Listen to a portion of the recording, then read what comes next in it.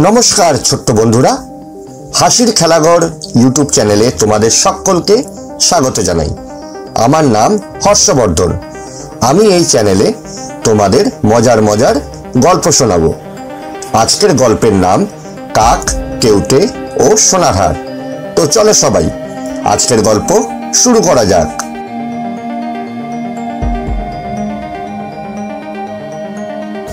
গ্রামের প্রান্তে এক বটগাছে একজোড়া কাক বাসা বেঁধেছিল।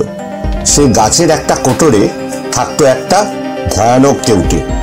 কাকিনী যতবার ডিম পাড়ে কেউটে এসে সেগুলো খেয়ে যায়। কাক তো ভয়ে কেউটের কাছে এগোতে পারে না, তাই মনের দুঃখে তাদের দিন কাটে আর তার উপায় ভাবতে থাকে। সেই গাছের গোড়ায় মাটির গর্তে থাকে এক শেয়ালি ও শেয়াল। কাকদের সে পরম বন্ধু।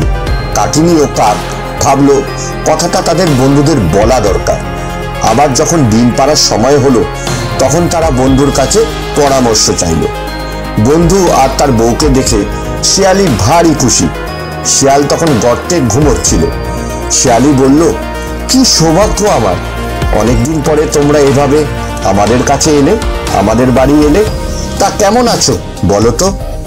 শিয়ালির কথায় কাকিনীর চোখ থেকে দু ফোঁটা অশ্রু গড়িয়ে পড়ল। সে কাঁদতে থাকলো। চোখ মুছে সে তার দুঃখের কথা শুরু করলো।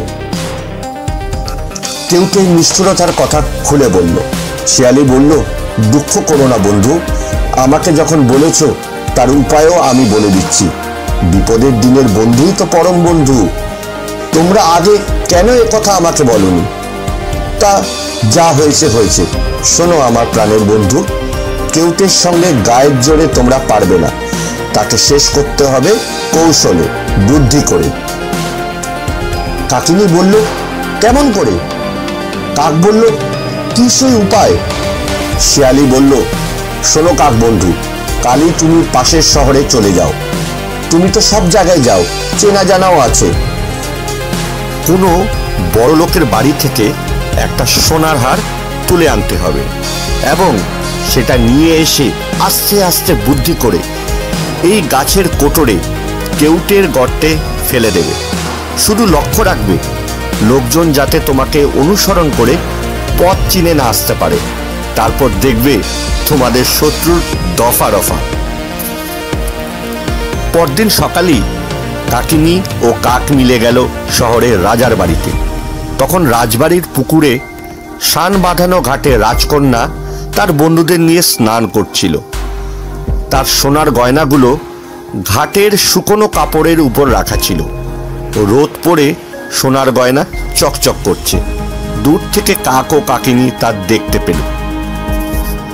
ঘাটের কাছের কদম গাছের ডালে কাকিনী ও কাক বসেছিল। কাকিনী বলল, শোনো কর্তা, কাজটা আমি খুব ভালোভাবে করতে পারবো। তুমি শুধু দূর থেকে আমাকে পাহারা দেবে। বিপদের সম্ভাবনা দেখলে আগে ভাগে জানিয়ে দেবে। এই বলে কাকিনী ডাল থেকে চারদিকে ভালো করে দেখে নিল। দেখল রাজকন্যা ও তার সখীরা নিজেদের মধ্যে জল ছিটিয়ে খেলা করছে। আশেপাশের লোকজনও নেই।